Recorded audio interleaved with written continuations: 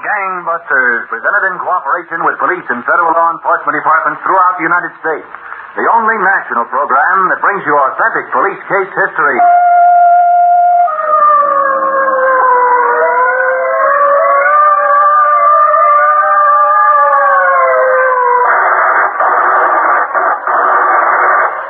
Tonight, Gangbusters presents the case of the Cowboy killers, the gang of bandits who pounded a right hook to the jaw with hot lead to the heart that bought them a ringside seat in the death house.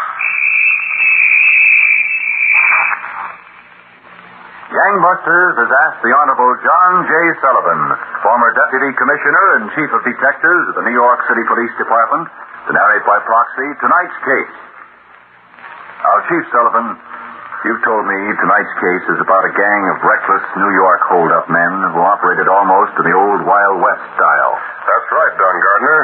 And that's why newspaper reporters referred to them as the Cowboy killers. Their fast-riding mode of operations and their readiness to shoot down anyone, man or woman, who opposed them, gave New York police a near nightmare trying to apprehend them. Well, Chief Sullivan, this sounds like an unusually important case, so why don't you start right in? Certainly, Don. Let's begin on a chilly November evening a couple of years ago in a quiet section of Brooklyn, New York. A husky blonde youth, almost 6 feet tall, climbed the stairs of a small apartment house. Stopped in front of apartment 2B, read Ferdinand and Stella Osborne.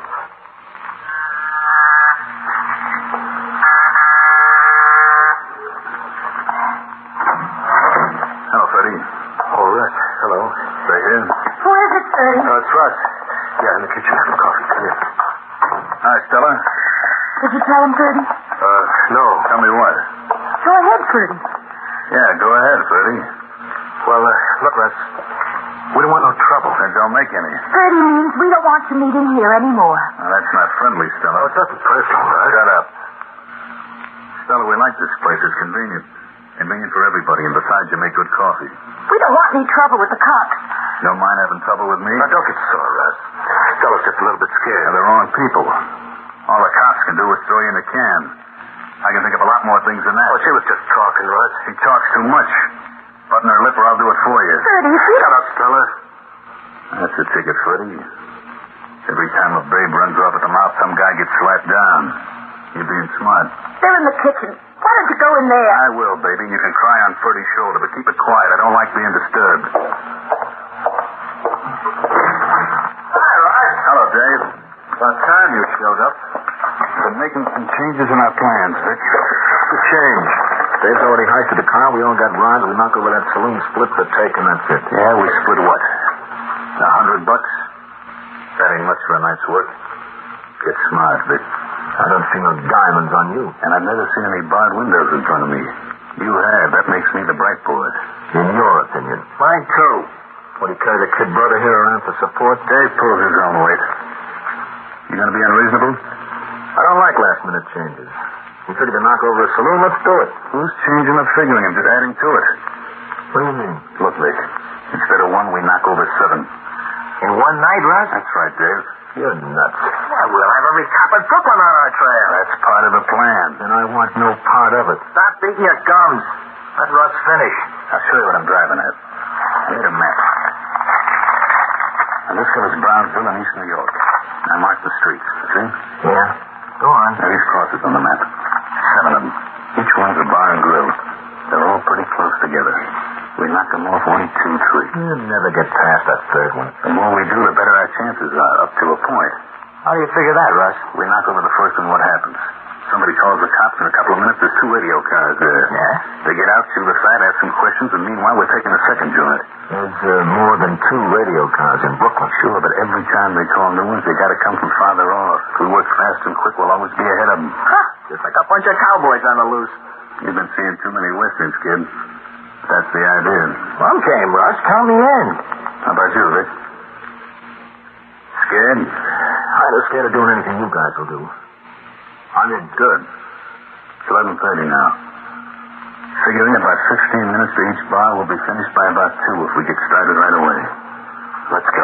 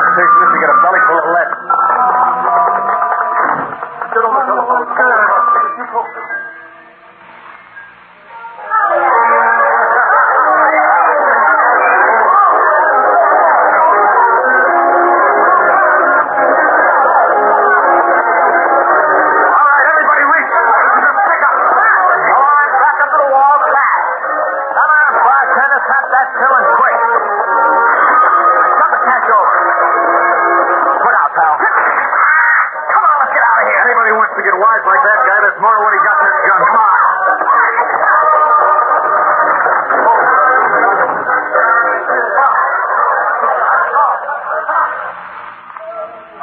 Oh, from this hand, there'll be a big, big fan. Come on, Jim, I'll buy you a drink. No, thanks, Bummy. I got to be going. I've got to sleep to get back. A cop can sleep anytime. It ain't every day you get to celebrate Bummy's day to style. You really quitting the ring, Bummy? Oh, I made my bundle and finished. You sold this joint. Come on, have a drink with me to celebrate. No, thanks, Bummy. No, thanks.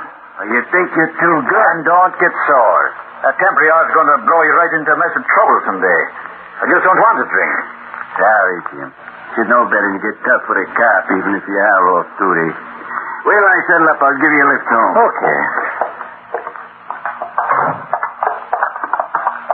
All right, this is a stick-up. What? Easy, Bummy. Stand stiff and straight. Nobody will get hurt. Don't want to pick up the bill. Check. Why don't you leave this guy alone? No, Bummy. We'll get them when they go. He just bought the place. Give him a break. Look, mind your own business. Don't shove that gun in my Bummy. I said get him up, right, guys? Come on, let's get out of here. Stop.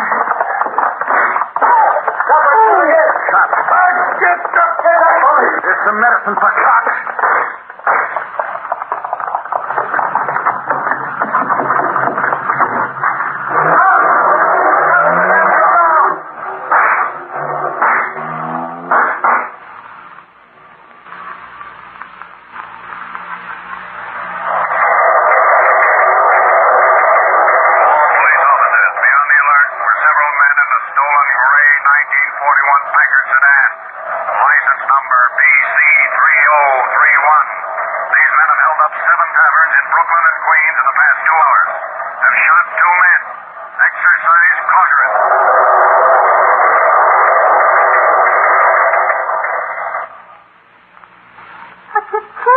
Out here, Russ. You've got to get out of here. Bertie, you like this, babe. You shut her up or I'll cut her tongue out. So help me, I will. Take it easy, Russ.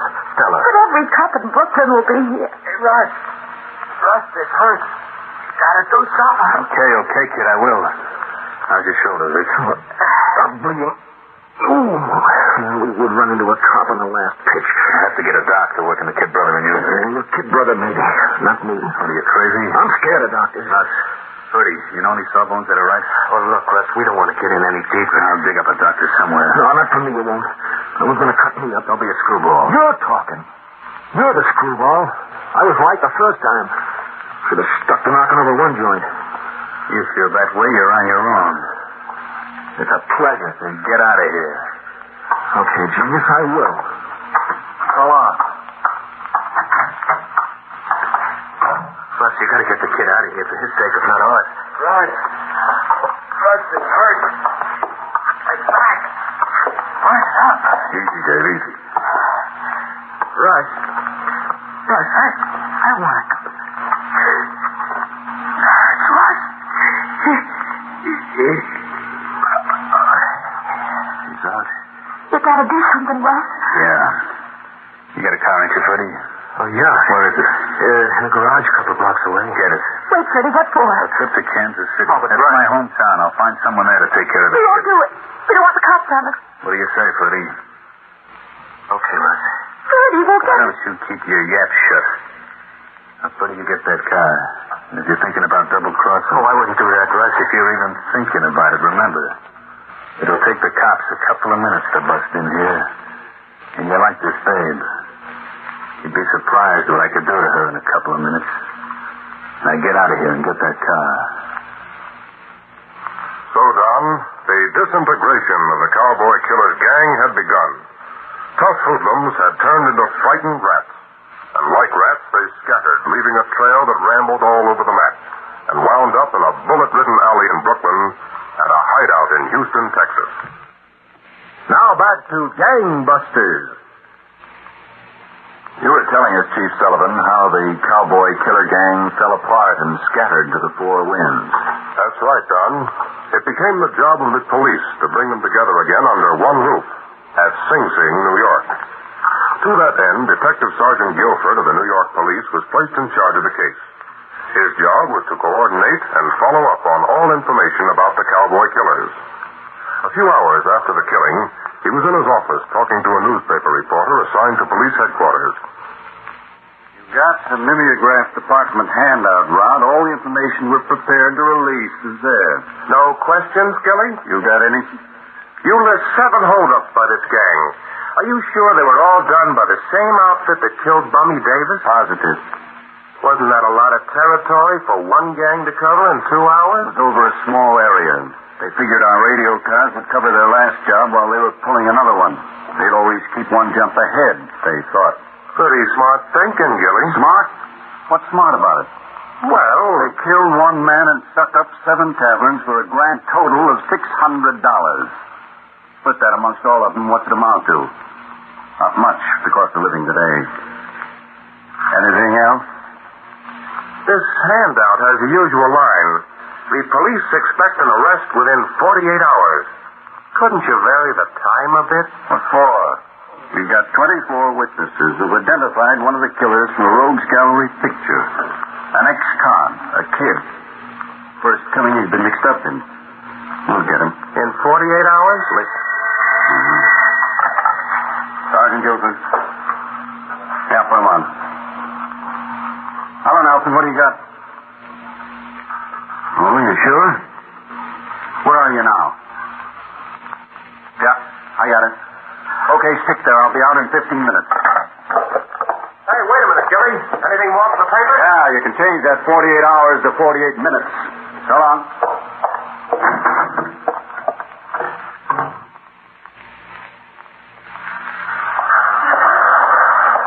Hello, Nelson. Hello, Sergeant Guilford. He's still inside? Yep.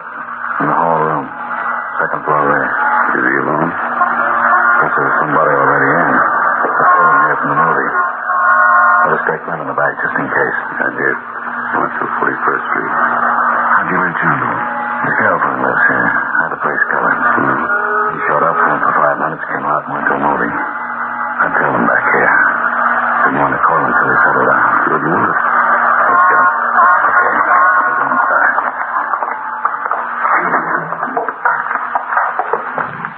Second floor, you said? Yeah. In the rear. Good movie? Mystery. Oh, a private dick somebody. Of course. And a beautiful blonde who's in it. Naturally. And in a bathing suit in Miami. Blondes in Miami. That's the life. Is it? Yeah. Let's beat the light.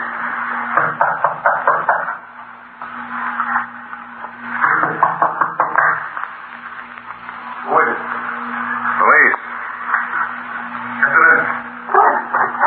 Getting cute, Nelson. Let's break it in.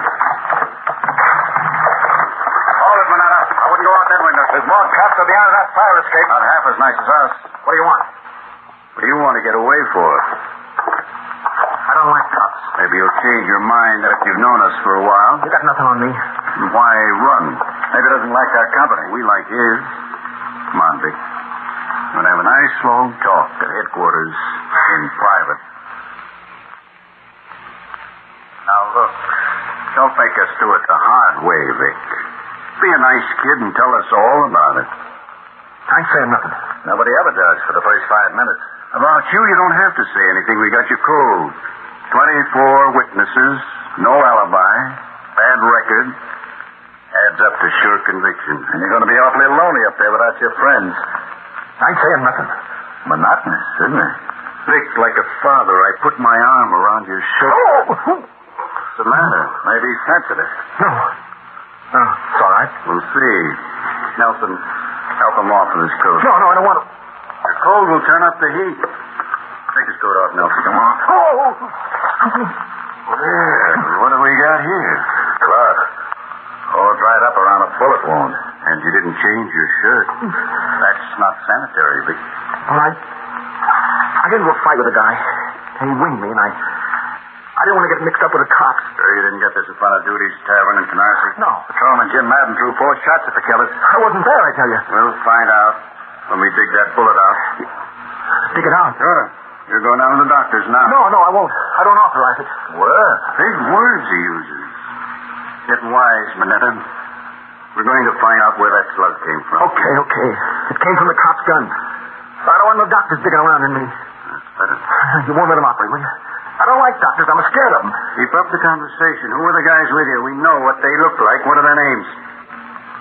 Russ and Dave Donahoe. Where are they now? I don't know. That's not helpful. Well, I don't. Where'd you leave them? At a place we used to meet. Where's this place? 211 Baker Street. A guy named Ferdinand Osborne's apartment. Nelson, you stay here. Take down everything Manetta's going to say in capital letters. Okay. I'll call you back with what I get. We'll see if we can make 1 and 1 equal 3. Homicide, Nelson speaking. Sergeant Guilford, Nelson. How'd you make out? No good. Nobody home. There hasn't been for a day and a half. You get a full confession out of Manetta? Yeah. Descriptions and everything. I'm putting them on the wire now. Well, add this to the alarm. Gray 1938 Pontiac sedan, license number 4D324. 4D324. Pickup car and any occupants. The Donahoe Stille? No, it's Osborne's car. I found the insurance policy in his apartment and also a couple of snapshots. Rick Manetta's in them with 2 other guys. If he identifies them as the Donahoes, we'll get them out by wire photo. See you in 10 minutes. So long.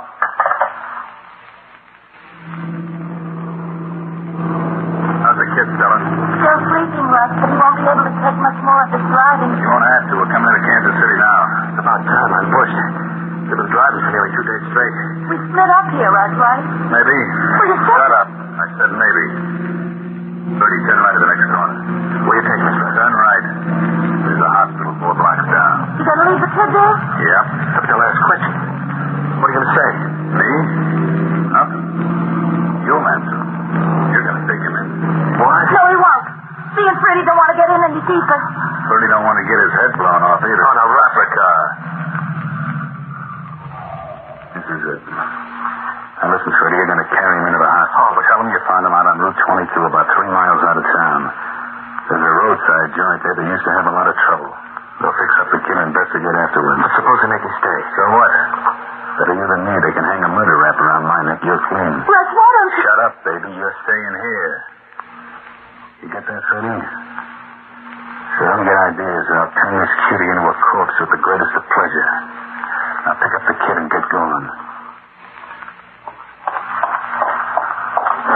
Okay, let's get out of here. Everything went all right? Yeah. Will anyone recognize I you? don't know. I told the story like you said, Russ. And I sneaked out when they weren't looking. Come on, let's get started. Yep. Russ, you said you'd leave us in Kansas City. I will, baby. This kid off my hands is going to travel fast and light. Oh, Russ, you wouldn't. Don't get scared, baby. It ain't going to be that.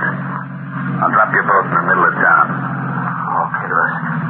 And if I hear that you so much as look at a cop, either one of you, I'll come back from wherever I am. You get the idea? When you hit Brooklyn, lead a nice, quiet life. So you'll wind up in a nice, quiet grave.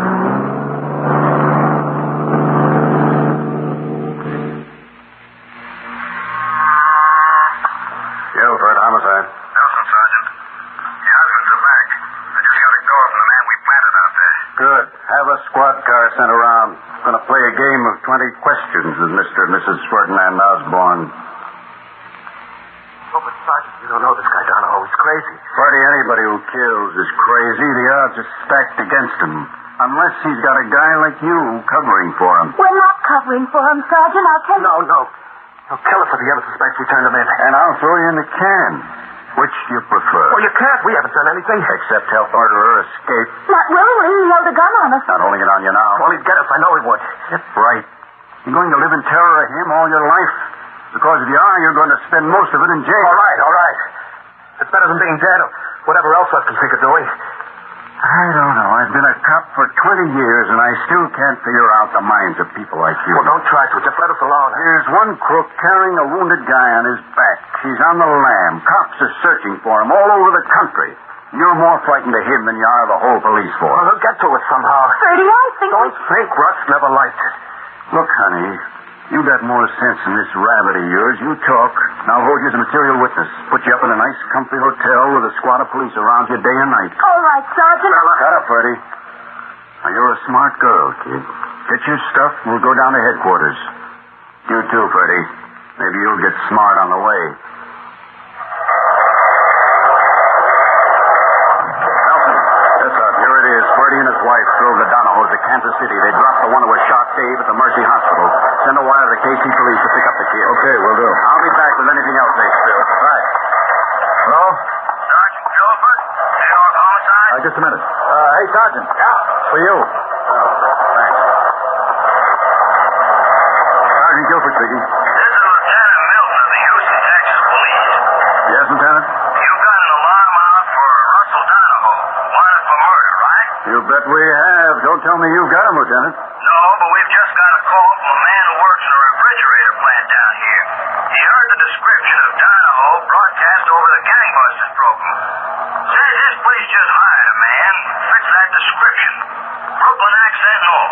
Oh, nice going, Lieutenant. You spare a man to tail him? Sure, be glad to. Good. Keep a close cover on him. We'll fly down to Houston with positive identification. Help you pick him up right away. Now back to Gangbusters. How much farther is this refrigerator plant, Lieutenant? Just a block more and then around the corner. How many exits does the building got? 3. One through the office, one through the loading platform, and one directly out onto the street. I've got a man cover for him. Now, we may need him. Donahoe plays pretty rough from what his friends tell us. This building here? Yeah, I'm pulling up to the factory entrance. With your permission, Lieutenant, we'll go in and leave you to take charge of the men outside in case anything goes wrong. Okay. It's your party. Come on, Nelson.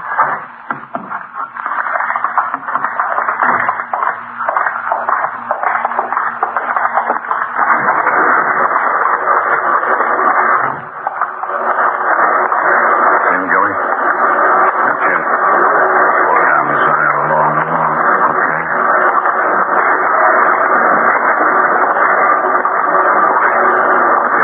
Yep. Guy working at the lathe. Down that aisle. No doubt about it. You go down the next aisle and a couple of them there.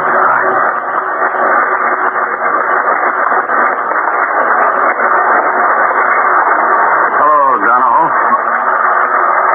Who are you talking to? You, Donahoe. You're nuts. My name's Douglas. Robert Douglas. Robert Douglas. Russell Donahoe. Haven't you guys got any imagination? Look, guy, I don't know what you're driving at. Get your hand off that ranch. No, cop. Joey, I'll get her. Go. Come on, Doc. Is that all right? Hop it. Hey! You broke my wrist. Thanks, Gilly. Smashed my wrist. It's bleeding. You dropped the wrench. You wouldn't have got it. Take him outside, Nelson. I'm going to the office and call New York.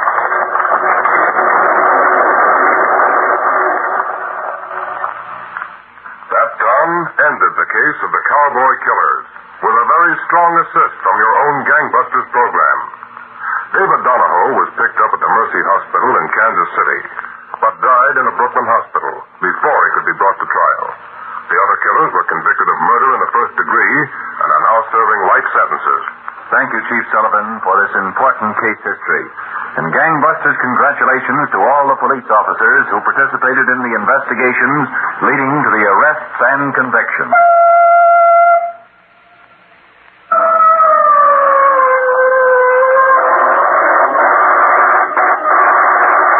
Tonight's case was dramatized by Palmer Thompson and directed by William Sweet, with Mandel Kramer and John Larkin in leading roles. Don Gardner speaking. Gangbusters is a Phillips H. Lord production.